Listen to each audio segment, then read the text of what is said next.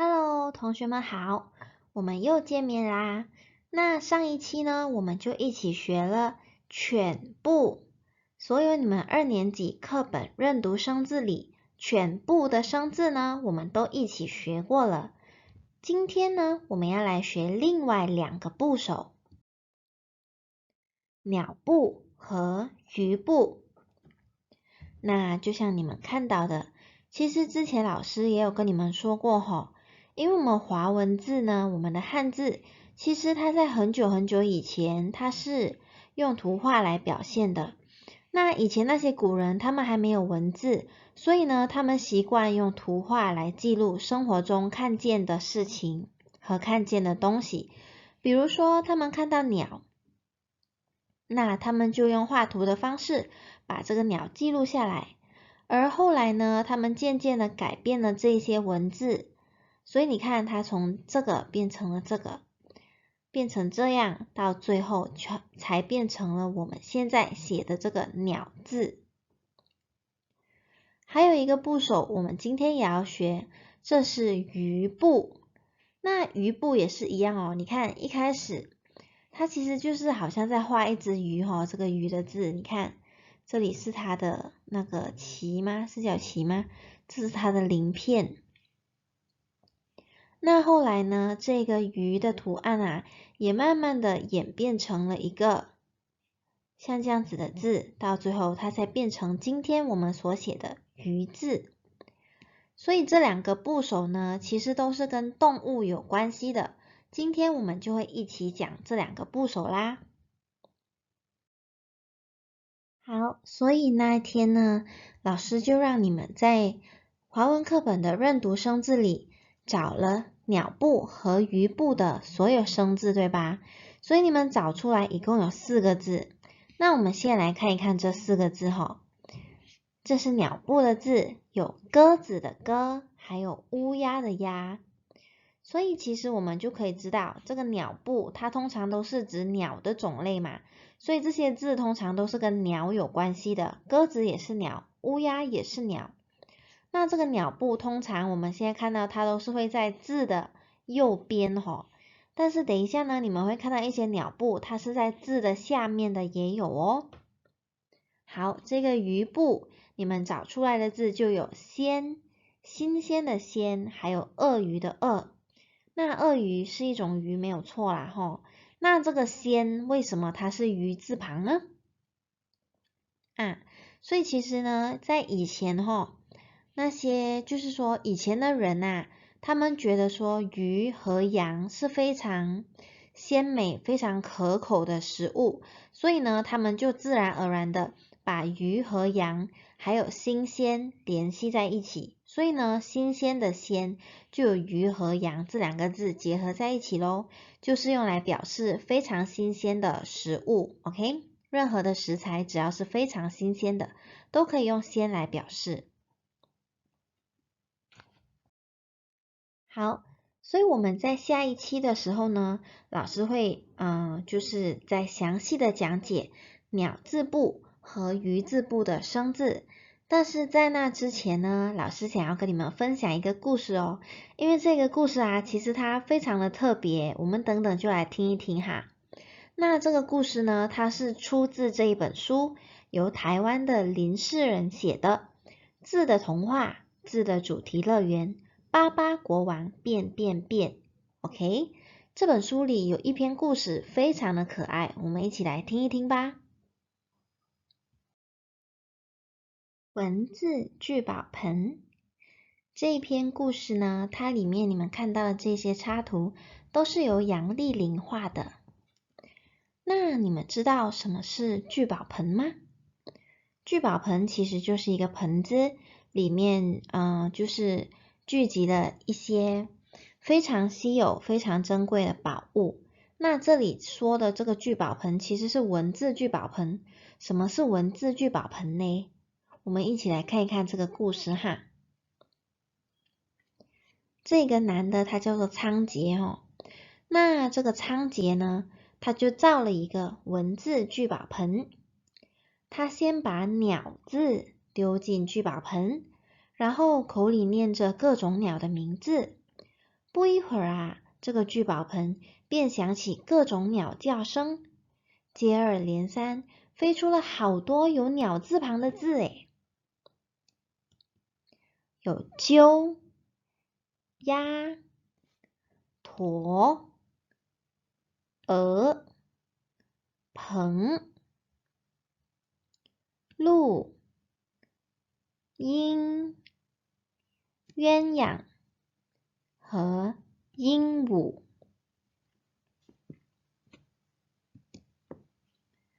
哦，成功了！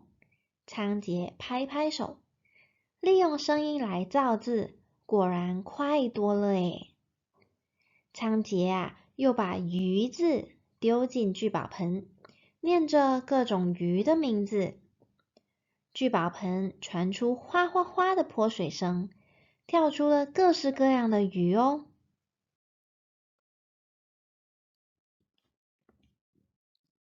有包、龟、梨、沙、金、禽、鲫、尊啊，同学们，不知道你们有没有看过这些字呢？其实这些字啊，都是鱼类的名字哦。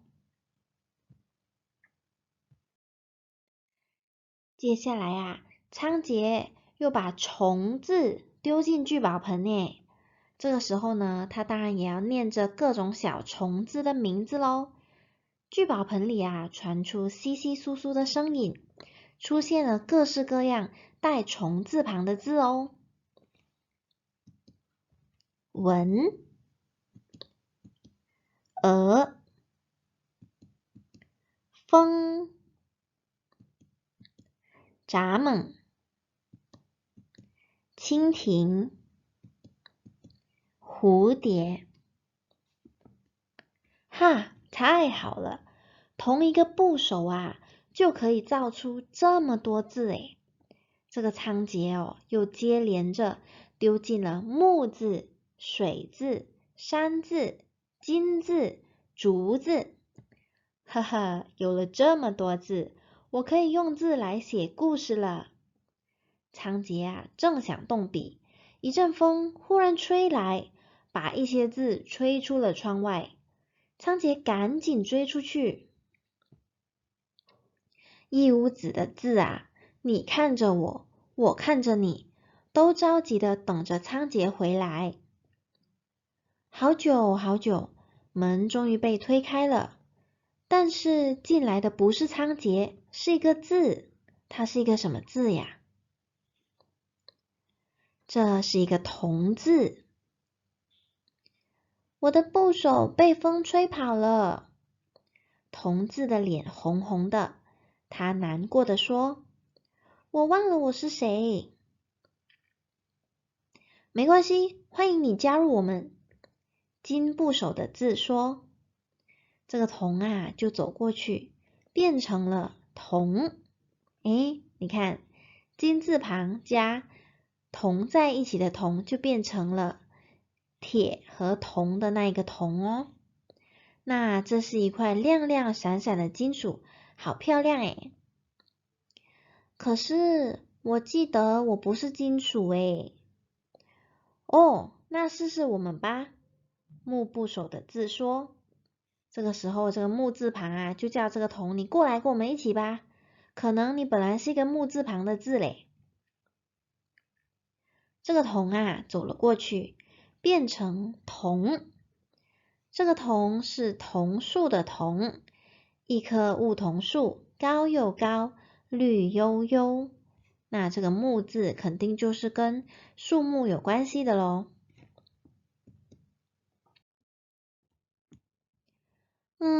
可是我记得我是跟植物有关，但是不是树诶。到我们这边来吧。水部首的字大声的说。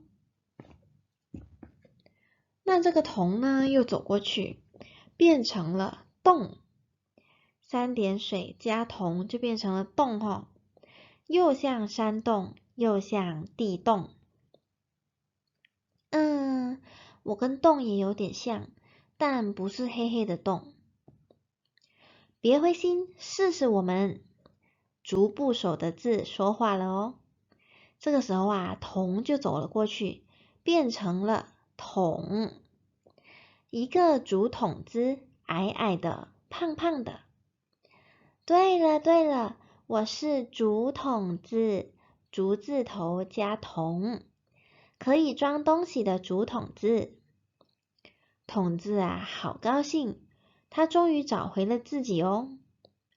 门啊又开了，仓颉领着找到的字回来，看到筒子，高兴地说：“怪不得找不到你，原来你自己回来了。”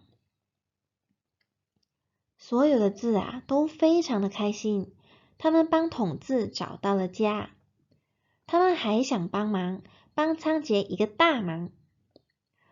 我们的位置啊，我们的部首啊，太乱了啦！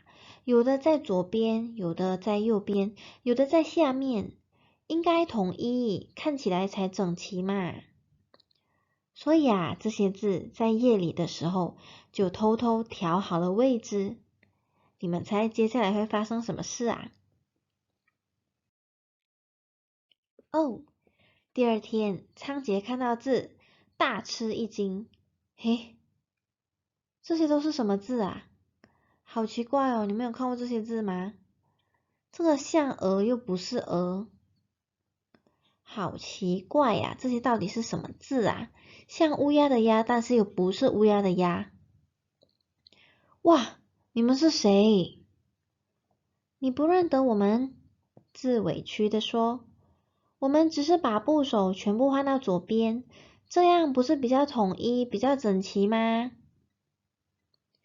原来这些字昨晚偷偷的把他们的部首全部都换来了左边哦，所以你看乌鸦的鸦就变成这个样子了，好奇怪哦。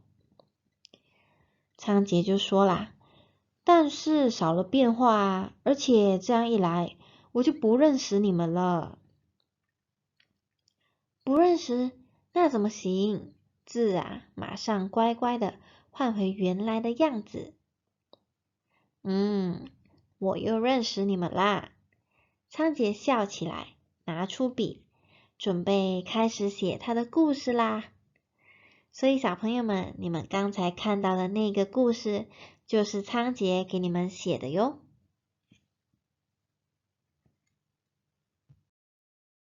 同学们，刚刚那个故事真的好有趣诶，因为它里面就讲了很多好奇怪的字，我们平常都很少看到的，对吧？有鸟字旁的，有鱼字旁的，有虫字旁的，还有什么呢？我记得木字旁好像也有，对吧？还有一个就是那个童字，它的部首不见了，所以他要去找回它的部首，对吗？哦。那这篇故事其实就介绍了很多的字，还有它们的部首哈。所以呢，这个故事在最后的时候啊，这个仓颉其实有布置了一个非常可爱的任务哦。你看这个文字聚宝盆，它里面啊办了一个才艺比赛分组名单。为什么呢？因为刚才不是提到很多动物吗？希望我们要让它进行一个才艺比赛。但是你看这个小鱼队就让他们表演游戏。那它的组员呢，就有这一些。龟、禽、雪、慢。可是我看到这里好像有一些字是刚才没有的，然后也有很多刚才有的字都没有在这里出现诶。还有少了哪一些组员吗？你能不能够帮忙啊？从刚才老师说的那个故事里面找出那一些鱼字旁的字，把它们不见的找出来呢？还有这个小鸟队要让他们表演飞翔哦。但是你看它的组员有鹅、鸭、鸠和鹿，好像还有很多成员不见了诶。你们能不能够帮忙把那些成员都找出来啊？那我们帮仓颉做一个新的名单好不好？这是一个才艺比赛的分组名单。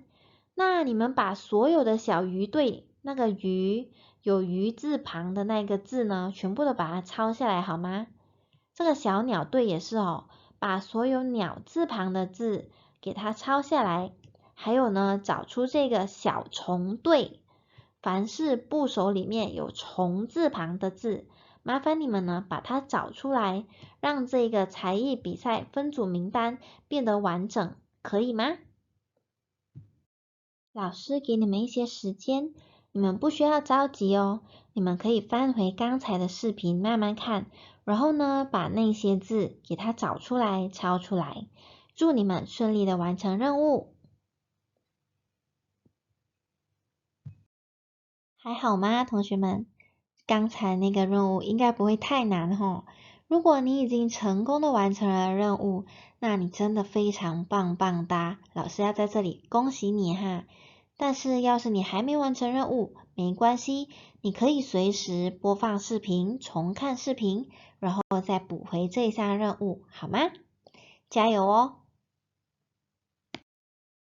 好啦，同学们，听完了故事，也完成了任务，现在我们回到我们的主题吧。上一次你们找出来的这4个字呢，老师在下一期的视频会给你们解释。那这里还有一个非常小的任务，也是你们每一次都在做的事情哦。今天呢，还是需要你们在华文课本第153页和第154页的认读生字这里 ，OK？只有我画红色框框这里需要找吼。今天需要你们在红色框框的字里边找出什么部首的字呢？答案就是虫部啦。所以今天呢，我们的来玩部首游戏已经来到了 Level 4第4关啦，恭喜你进入第4关哦。今天你们需要找的是有虫部的生字，那么一样的，在最后的时候记得写上这一句，课本里一共有几个虫部的字，麻烦你找出来算一算 ，OK？ 好啦，今天我们的任务和教学就到这里结束啦。老师在这里要跟你们说拜拜，下次见。